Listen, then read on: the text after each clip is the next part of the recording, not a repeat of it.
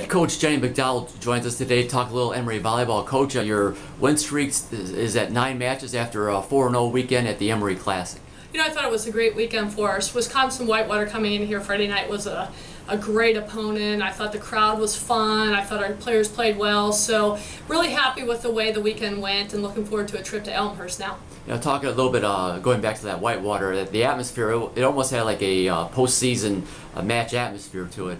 Absolutely. Our players have done a great job of self-promotion and excited to get students back into the gym, and we knew it was one of the top teams in the country, so provided an exciting experience for everybody involved. So I loved what we saw Friday night.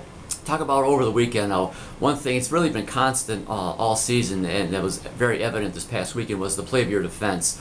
I think going into this weekend, opponents are hitting just like 15% against you guys. Talk about the play of your defense. Yeah, both our front row defense and our back row defense. Kate Bowman has just been unbelievable in the libero role. I mean, she has gladly taken that responsibility. One of the best liberos I think we've ever had in our program in a very short time and training in that position. I mean, her work ethic, her unselfishness, and just her desire to play great defense has paid huge dividends for us. And we spent a lot of time blocking, and I think our players in the front row are doing a great job with that. So they're working really well together, and we've been spending a lot of time on defense and getting better. And on the offensive end, it looks like you're really spreading your attack around pretty well. Yeah, absolutely. I mean, Leah Jacobs has been unbelievable for us, but we've added Catherine Trinket to the front row, and Sarah Marr has done a really good job on the opposite end at the right side pin. And then I feel like Jessica Haller and Shannon Nugent both have carried a huge load for us in the middle. So we think if a team keys on one player, we're able to go somewhere else, and Sydney Miles has continued to